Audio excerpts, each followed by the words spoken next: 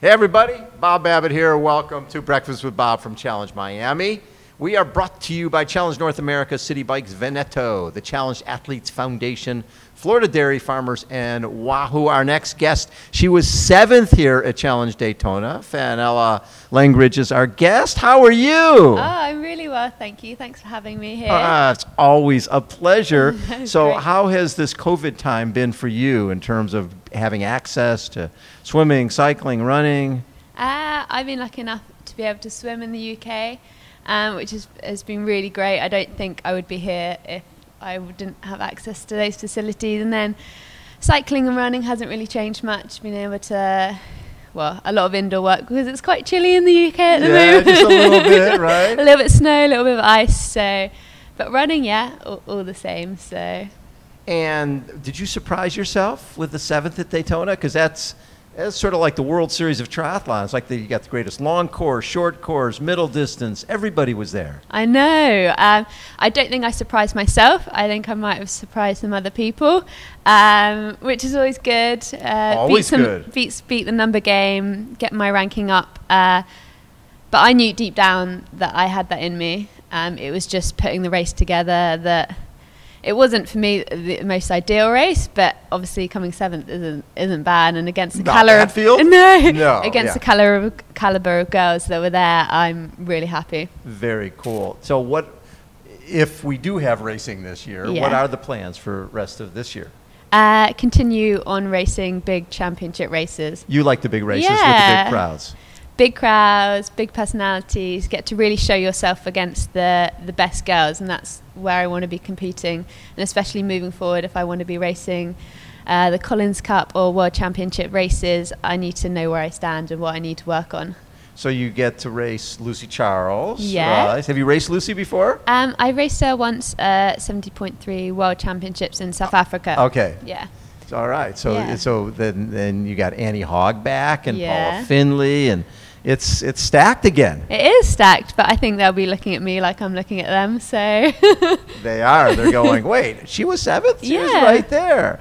And it's sort of the fact that is it a positive or negative for you, the fact that bike ride is shorter and the run's a little shorter? It's just a different race. You Okay. look at it slightly differently. In relation, everything's a bit shorter, so maybe it's a little bit more closer to that middle, like Olympic distance type of racing, so it might be a little bit faster. But then the way the bike's laid out, it's going to be punchy, it's going to be snappy with the slight technical section, that headwind making it even more challenging than Daytona, which I think will suit me. I've been working on that VO2, that high end.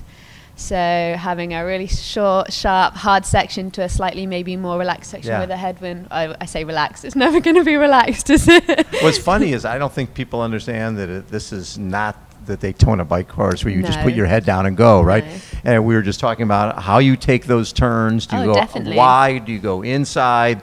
The wind. Yeah. At the time of the day you guys are racing, it I could be know. windy. We were lucky that we were here on Friday and we were able to ride the course at probably the windiest or the time we'll be racing. Yes. So we got to experience that wind. The guys that have come later, they won't know what that's like, and to know where it's coming from, and like you say, which angle you need to take the corner on if the wind is coming into your face in that direction as you come out of the other side. So slight advantage maybe coming a little bit earlier, but yeah, it's a different type of course to Daytona.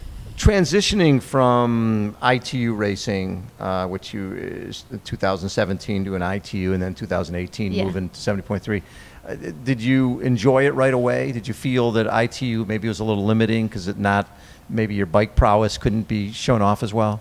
Yeah, I think so. When I was doing the draft legal stuff, I was still working, so I don't think I was ever able to train to my full potential. So when I moved over to long, I was in a position to stop working, so that huge. I think my training then just increased dramatically, and then moving to the longer stuff, I know that's where I'm suited. Yes. So again, it just snowballed with quite a few podiums and good results. Well, so. and then your first win was at 70.3 Edinburgh. Yeah, that's sort of nice, huh? It was good. It was on a sunny day. You don't often get that in Edinburgh, but it was beautiful, and it made the win even sweeter.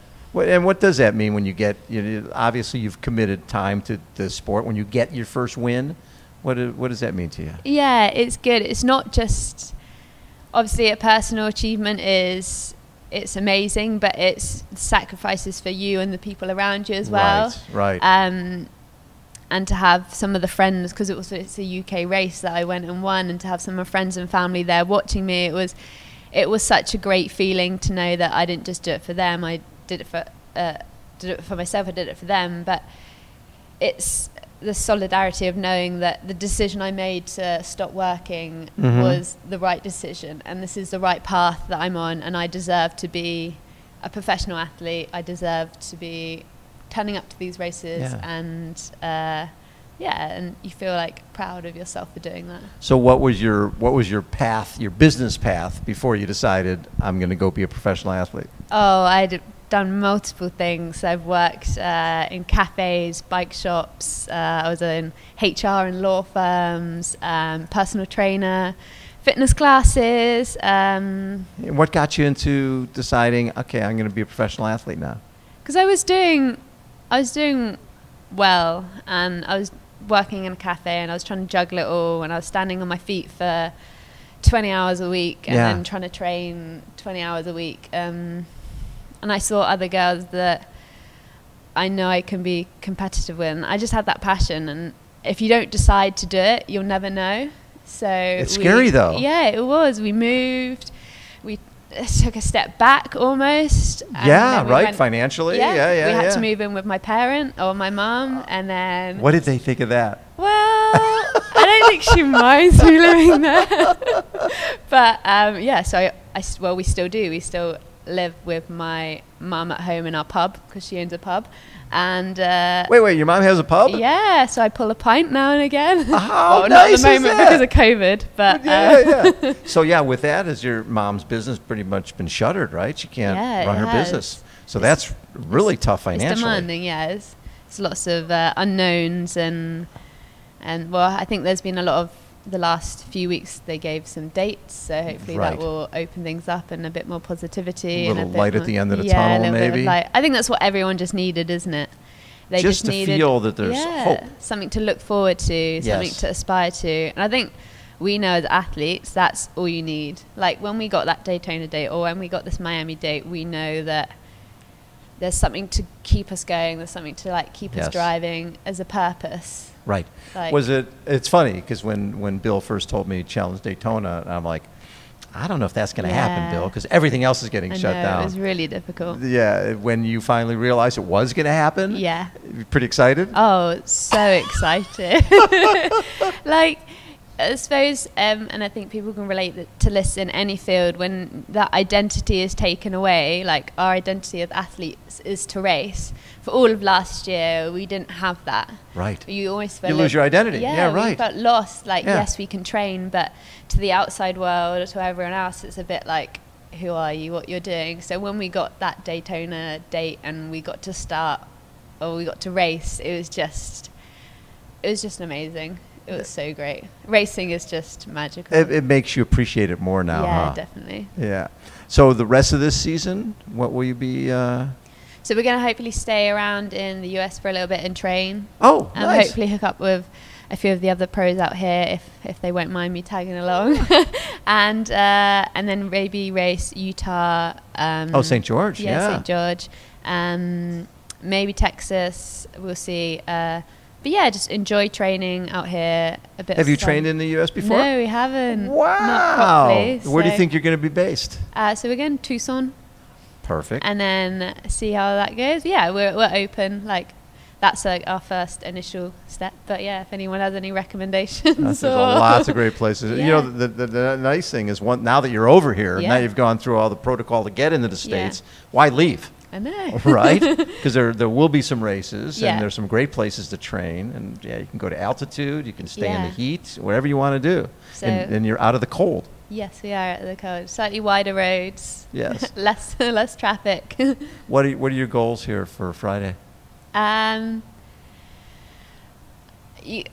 don't go into any race not wanting to win or to podium, so I guess that would be the aim. Right. But it's the beginning of the year. Like, I'm not where I want to be. Right. So finished Daytona, had a few weeks off, and then now we're building up. I'm probably just as fit as I was going into Daytona, but it's my first race. So no real pressure. Go out, have fun, work hard, and get to that finish line and smile. Yes, and 38-mile bike ride, 10 and a half mile runs, a little short. What the hell? Yeah, it's just a day out. It's just a day out, yeah, and you're not in the cold and right. Yeah, very cool. Thank you so much for thanks taking. for having me. Always a pleasure. Fenella Langridge has been our guest again. Breakfast with Bob. We are here from Challenge Miami. Hold on, everybody. We will be right